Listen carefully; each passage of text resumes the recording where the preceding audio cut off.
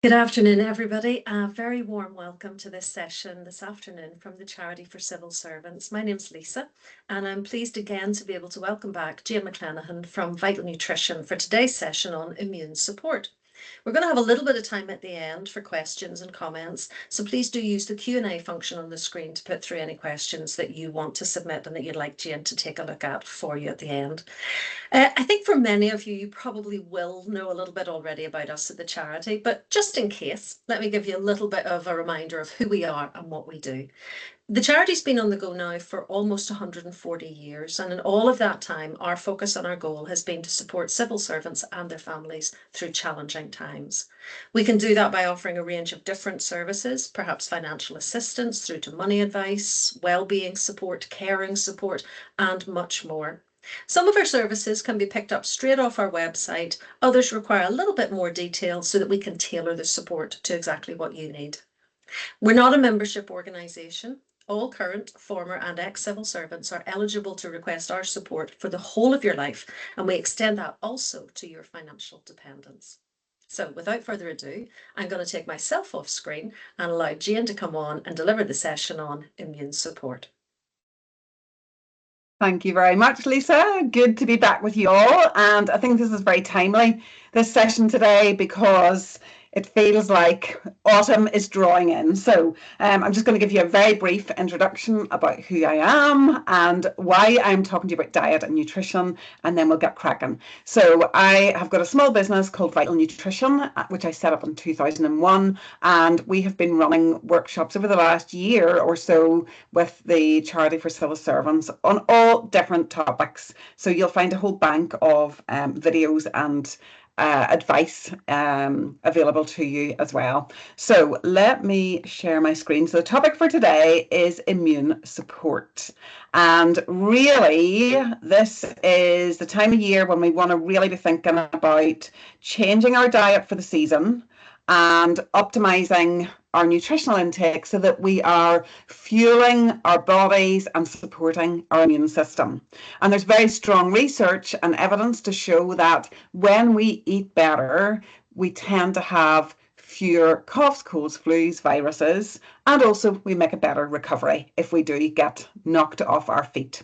So I'm going to give you lots of information. As you know, this is a lightning talk, so I'm going to give you lots of hot tips to help feed your immune system this afternoon, and then we have got time, as Lisa said, for questions at the end. So if you use the Q&A box as we go through, and we'll finish about 10 minutes early or so, and we'll do a quick run through of all the questions, and I'll answer as many as I possibly can.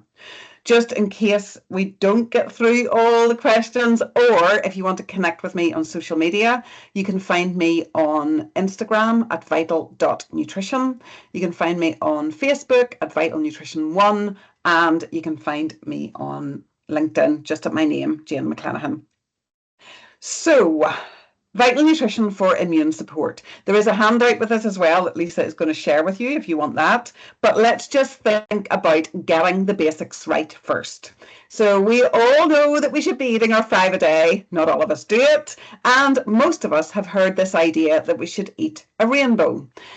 The more colour, the more variety we can get into our diet, the better it is for our immune system. And I'm just going to briefly give you a little quick snapshot of what each of these colours in our diet does for immune support. So let's start with the left-hand side of this picture. I love this photograph, so vibrant and just kind of really gets us thinking about the rainbow. So right over at the left-hand side, we've got those indigo and purple colours, those jewel-like colours. And they are rich in things called anthocyanidins, a form of antioxidant that are really nice for supporting a healthy immune system. So think grapes, blueberries, think aubergines and red cabbage, figs that are in season at the minute, and plums. Even things like switching up your onions and not always buying white onions, but buying some red onions. I was going to say purple onions, but you know what I mean. They are purple, but they're called red onions, just to get that beautiful pigment into your diet. Next up then, we've got the green leafy vegetables or green vegetables that are packed with chlorophyll. And we've talked about the greens before in some of these sessions and the importance of magnesium in our diet to help with the stress response. But also anything that is green also contains underneath the green a pigment that we see in autumn out in the leaves. So when the trees lose their colour, you can see underneath the beautiful reds and oranges and yellows. And those are the pigments that have got a real powerful effect on our respiratory tract and our immune system. So that all of those, they're called carotenoids. And if you think about the precursor for vitamin A is beta carotene. It is one of these carotenoids. So anything that is green, orange, yellow, those beautiful vibrant colors are so good for the respiratory tract. So aim to get one of those in your diet every day. Then we come over to reds, so things like red peppers and pomegranate and tomatoes. At this time of the year, I would encourage you to use things like tomato puree and tinned tomatoes. Eat with the seasons. The more that you can do that, the more nutrients you're getting on your plate. So for example, swap out things like maybe your tomatoes, your peppers and your cucumbers and go for more of the brassica vegetables, which are the cabbage, cauliflower, Brussels sprouts, for example. Go for more of the root vegetables like carrot, parsnip, butternut squash and sweet potato, and really change your diet up with the seasons so that you're getting those locally produced foods that are packed with antioxidants, that are packed with anti-inflammatory ingredients, and that are really going to feed a healthy immune system.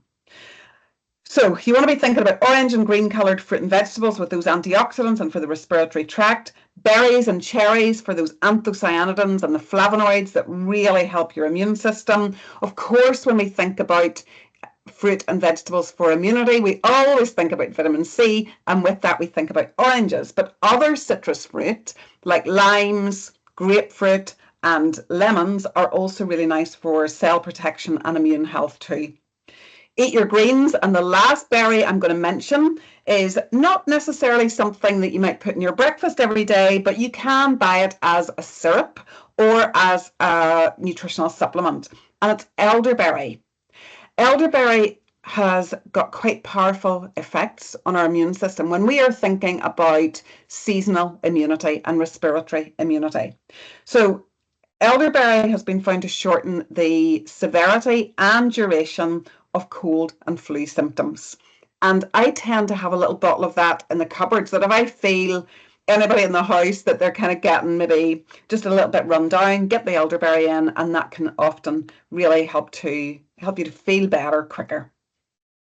Next up then, really think about your hydration. It's not necessarily something that we think about in relation to our immune system, but at this time of the year, it can be all too easy just to kind of snuggle up and drink tea and coffee and not really drink so much water. So it might not be that you're looking for things like your cold water, although that's good to drink water as well, but it might be that you start switching some of your teas over to things like ginger tea or turmeric tea, things with anti-inflammatory properties in them, and things with a lot of antioxidants in them as well could be a really good option. So that works on two levels. Number one, it helps with hydration and your energy, and number two, it has really nice, those herbal teas have really nice anti-inflammatory properties. Herbs and spices are little powerhouses of nutrition. They are packed with phytochemicals and bioactive ingredients that not only make our food taste great, but they really add a nutritional punch too. And the ones that I would especially encourage you to get into your diet at this time of the year, thinking about supporting your immune system, thinking about, like, it's quite warm, quite mild here at the minute, but when the cold weather strikes, that's when we can really pick up lots of respiratory tract infections. So garlic, we know how great garlic is for immune protection. And a little hot tip about your garlic. You know, lots of recipes that say chop your garlic and put it in your wok or your saucepan with your oil and your onion. Don't do that. What I would suggest you do is squish your garlic, chop it up, get loads of oxygen around it, and that activates the active ingredients, which are called allicin and alanine, the antiviral, antibacterial, antioxidant ingredients, and add your garlic at the end of your cooking or towards the end of your cooking.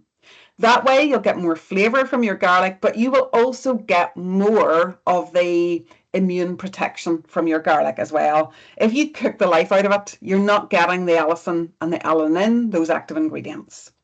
Next on our list is turmeric or turmeric. So turmeric is a really great, it contains active ingredients called curcumin and curcumoids, and they have got very strong anti-inflammatory properties. Now, the thing about those curcumins or curcumoids is that they are fat soluble.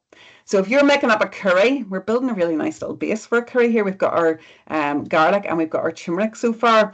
So you want some oil in there to help with the absorption of the active ingredients in your turmeric. So of course we use turmeric in cooking, but also a lot of people would make things like turmeric drinks, for example, and you can make almost like a latte with turmeric in it, which is really great. But make sure you've got a little bit of oil for the most optimal effect of the turmeric. So that's why milk works as a good carrier. The other thing that helps turmeric is black pepper. So a few twists of black pepper into your curry base would also be really good. Then things like ginger. Again, ginger has nice anti-inflammatory properties. Rosemary, you might not mix that into your curry, but rosemary is one of the most potent antioxidants in our diet. Thyme, another herb that is very popular, is thyme is a traditional remedy for coughs, colds and flus. So get that into your cooking as well. Stick it into things like your bolognese or your one-pot wonders. It's also quite nice to use your rosemary and thyme with roasted vegetables. So get spicy and get herby. Get all those, as much variety as you can into your diet. Really packed with antioxidants and flavonoids. We know that a healthy gut microbiome makes for a stronger immune system. So building some probiotic foods into your daily diet is a really good idea for immune support. So when we think about probiotic foods, the first food we might think about is yogurt, which is great. And when you're in the yogurt aisle, I'm going to kind of steer you in the right direction with this.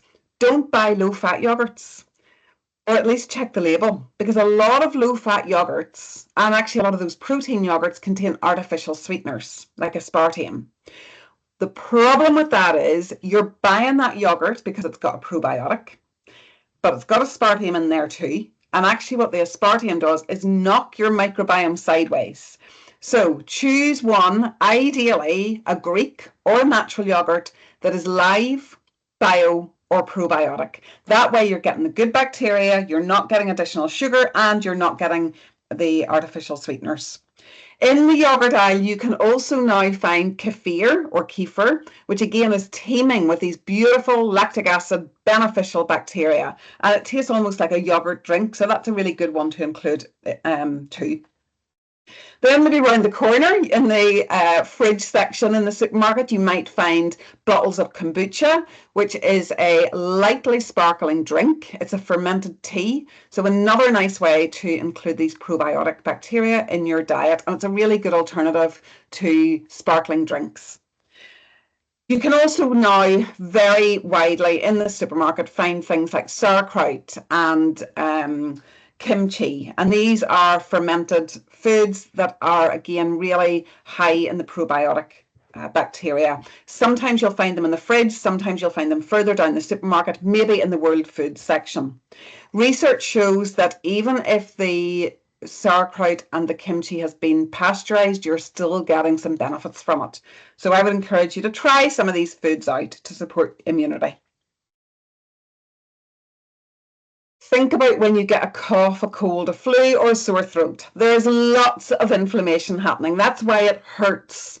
So the inflammation is driving lots of white blood cells to the site of infection to help you heal faster. But it doesn't feel so good. So you want to manage that inflammation. And the way that you do it is give your body a helping hand, give your immune system a helping hand with some anti-inflammatory omega-3 and omega-6 fats. So you find omega-3 in things like oily fish, which are salmon, mackerel, herring, trout, and sardines. And by the way, you also find things like zinc, selenium, and vitamin E in these foods as well, all of which also support immune health. You can find healthy fats in things like avocados, nuts, seeds, and olive oil. So really think about the quality of fat in your diet. And I would encourage you not just to go for the oils, but to go for the seeds themselves. Because if you have things like walnuts, chia seeds, sunflower seeds in your diet, as an example, you are going to build in more of these antioxidant nutrients like vitamin E, zinc, and selenium that is so important for your immune system. So a little handful, about 2 dessert spoonfuls of nuts and seeds every day can be really beneficial. I wonder if you've heard of something called beta-glucans. It kind of straddles the nutritional world between supporting us with cholesterol and supporting our immune system. So I'm going to start by telling you where you get beta-glucans, and then I want you to think about the texture of these foods. So you find beta-glucans in oats, you find it in mushrooms, and you find it in seaweeds. Now, you might not think that you particularly eat seaweeds, but it is used in a lot of Asian foods, for example, and things like dulse. If you're ever in Ireland or Northern Ireland, you might have tried dulse. So think about the texture of these foods, the mushrooms and the porridge, that kind of, and barley is another good source here too. So that sort of silky texture. So that beta-glucans it's a particular type of polysaccharide that has been shown to increase our immune response and reduce the occurrence, symptoms, and duration of upper respiratory tract infections. So now let's think about how you bring this into your diet. It is the season for porridge. So get some berries in there. That's going to give you those anthocyanidins and the immune protection. Get things in there like some walnuts or chia or flaxseed to give you some healthy anti-inflammatory fats, but also zinc, selenium, and vitamin E to help build a healthy immune system. Or perhaps you want to go for something like overnight oats at breakfast instead. Or maybe bring things like barley into your soups and stews. Or maybe bring more mushrooms. It is autumn, so it's a really good season for mushrooms. Maybe bring more mushrooms into your diet. All of these things will add up to help support a healthy immune system. There are certain things that we want to reduce in our diet. And I remember being at a lecture about immune support a couple of years ago, and there was a researcher there talking about the impact of sugar on our immune response. And she said in her lab, they had found that when people eat a high sugar food or meal, that their immune response is dampened for up to 8 hours after eating the sugary food. I thought that was quite substantial. It was much more than I had anticipated. So sugar has a big impact on our immune system. So try and cut back where you can. Just be more aware of how sugar is sneaking into your diet. Can you cut it out? Can you cut out the unnecessary and the hidden sugars? Could you swap over your snacks to things like maybe some oatcakes and nut butter, or yogurt and berries, things like chopped up apple with peanut butter, or maybe even just instead of something like milk chocolate, going for darker chocolate, so you're reducing your sugar intake. Also think about when you're feeding and fueling yourself, you want to optimize the amount of nutrition on your plate. So instead of white and refined carbohydrates, go for more of the whole grains. Eat less ultra processed food. I think there is a space for things that save us time and energy and effort, but just read your label and make sure that you're getting food that is as real and as unprocessed as possible. Also remember that another version of sugar in our diet is alcohol. So it can really leave you feeling drained and knock your immune system as well. I think it's a time of year where lots of us are kind of looking to optimize our immune health. And with that, you might be in the supermarket or in the health food shop and popping something like vitamin C or vitamin D into your trolley. Do not overdo the supplements. So make sure that you're not taking, a great big handful of supplements. Think diet first, think food first. But definitely there is a place for supplementing a healthy diet and optimizing your nutritional intake with a couple of carefully chosen nutritional supplements. So I've got a couple that I would recommend. One is vitamin D, and it's recommended that adults in the UK and Ireland take 2,000 IU of vitamin D a day. Just be a little bit careful about this if you're already taking vitamin D for something like bone density, for example, because you might not need a 2,000 IU vitamin D. You might need a little bit of a lower dose, but 2,000 IU of vitamin D a day, really important for immune support. And then I'm going to take you back to the elderberry. You can buy an elderberry supplement that's got vitamin C and zinc in it. And that's the sort of combination that I would recommend, because we know that elderberry's got antiviral, antioxidant, and anti-inflammatory properties. But vitamin C and zinc together have also been shown to reduce the severity, frequency and intensity of coughs, colds, and upper respiratory tract infections. So elderberry, vitamin C and zinc all together in one thing, and then your vitamin D separately. As always, make sure that you check for any potential drug nutrient interactions if you're currently taking any medication. Outside our diet and nutrition, there's a few other things that we can do to help build a strong and healthy immune system. When we are constantly in fight or flight, our immune system takes a little bit of a back seat. So do what you can to manage stress. Taking time out is really important, and active rest, so getting out for a walk, reading a book, doing something that gets you in the flow and helps you to forget about the daily stressors is really important. Let me see, there's another slide that I should have put in here, and that's get outside. So often we are kind of going out, especially in the days that you're going to work. You might be leaving the house in the dark and coming home in the dark. Or if you're working from home, you might just get your head onto the laptop and just keep going, keep going, keep going. But get yourself outside in daylight hours. Vitamin D that I've just mentioned is the sunshine vitamin. We don't get enough of it at the best of times of the year, and definitely not at this time of the year. But also being outside in the fresh air is really important for your lungs and your respiratory tract. So get outside in daylight, ideally every single day, and get a good night's sleep. Remember that when we are run down, we feel tired. It's our body's way of going, you need rest. So listen to your body and make sure that you do get that active rest. Also, bear in mind that when our immune system is under pressure and you feel really run down and you just don't have the energy, that it's better not to push through that. It is better to get a good night's sleep, have a rest, and then you will recover much quicker. So just a reminder, I'm going to come in and do some question Q&A for you now, but just a little reminder that you can connect in with me on all the usual channels on social media. So you'll find me on Instagram at vital.nutrition, on Facebook at Vital Nutrition 1, and on LinkedIn at Jane McClenaghan. I think that QR code takes you through to the Instagram page. So let me just come back in, and Lisa is hopefully going to do here I am. Do our Q&A for us. Thank you, Lisa. Super questions. We've got some really good questions in here, and so many of them, as people were putting the questions in, I was going, I wanted to know that, I wanted to know that. So brilliant. This is great.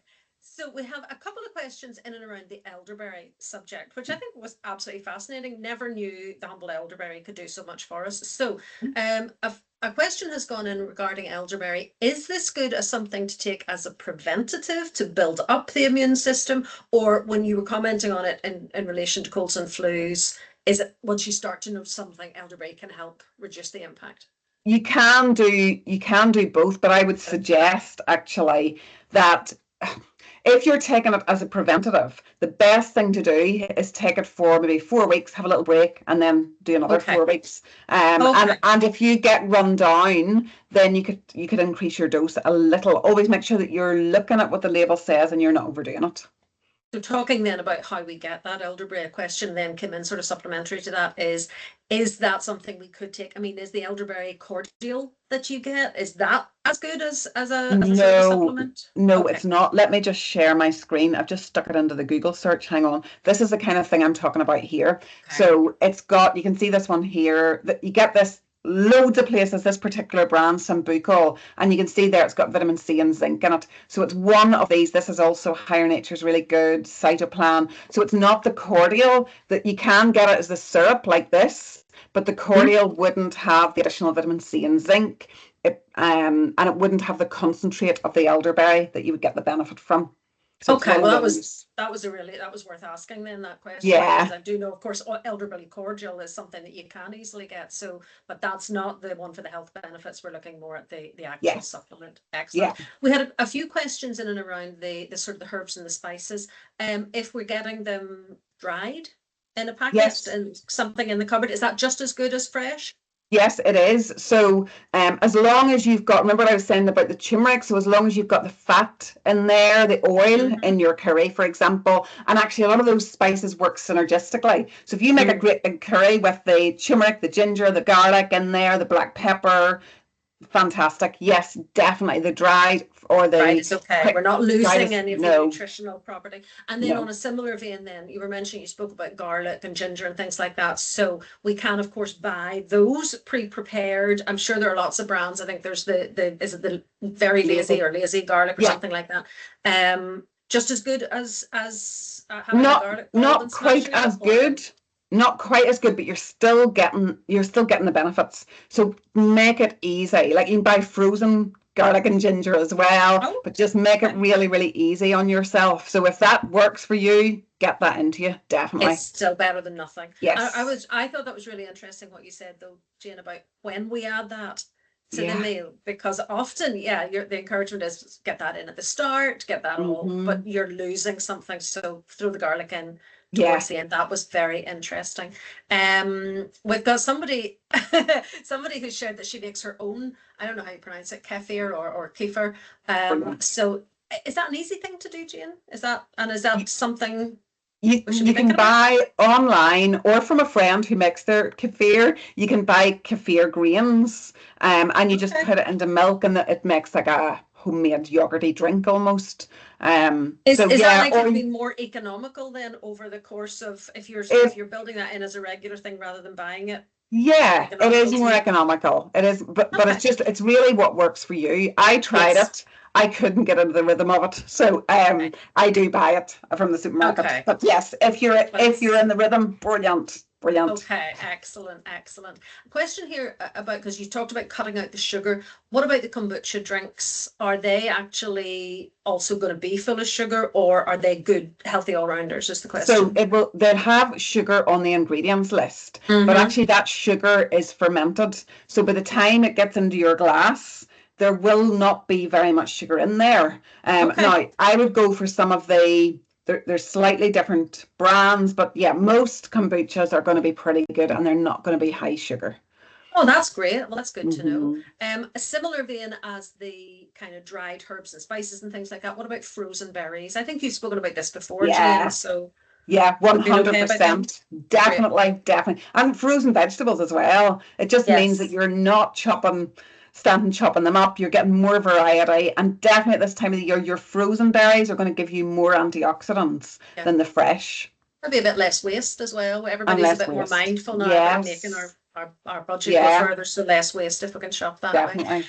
We've got a brave soul who would like to know what forms of seaweed are commonly available, please. Okay. So we're both Northern Ireland, so dulse we can get that. I don't even know if that's available elsewhere, but what other I'm going to share so there's a couple of different ways of doing it. You can actually buy these little seaweed fins that are really nice. And you can also get, if you go into the kind of world food section in the supermarket, it's gone off the top of my head.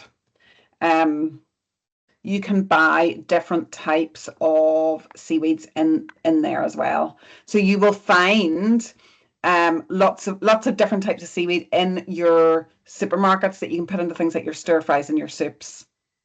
Brilliant. And those other little ones I showed you, those little itsy ones, are really good as a snack. Fabulous. So I think we're probably got our last question coming up here. Now, I know we do have others in the chat, but we're just not going to get time to get to them. But here's a question. Most vitamins have anti-caking agents. I'm trying to avoid them, but it's hard to do so. any advice on how we can find vitamins that don't include anti-caking agents? Yes, I'm very keen around supplements that are not highly processed. So some of those brands that I've just shown you are really, really high quality. They're practitioner brands. The other brand that I really like is called Viridian Nutrition. So if you look on their website, they have got loads of information in there about their excipients and their fillers as well. But yes, I absolutely agree with you about we're trying to eat less ultra processed foods, and I think we should also apply that to the supplements that we choose as well. So thank you for that comment. Yes, that was great. I'm sorry that we're not going to get to all of the questions, but just as a little reminder, Jane has, we've got the worksheet, so please do feel free to email me. I think David's already put my email address in there. I'm just going to share my screen with a little reminder of the sessions that Jane, one more session that she has upcoming for us in a couple of weeks about men's health. And then all of the sessions that Jane has done for us over the past year are available in our webinar library. You can watch them at any time. And of course, if you do want to get in touch with me, if you want the worksheets for those, Jane has kindly provided, obviously, her email address, her social media addresses. So if you do want to connect in with her at some point, please do that. We're more than happy for you to contact Jane direct, maybe ask more questions or engage with more information. I know, Jane, your website is packed full of information, some great recipes, some great tips, and your regular blog as well. So for now, we're going to say goodbye to everybody. Thank you so much for engaging with this session. I really hope you enjoyed it. I hope you can enjoy the session upcoming in a couple of weeks with Jane again. And we look forward to seeing you on our next webinars. Take care. Bye-bye. Thank you. Bye.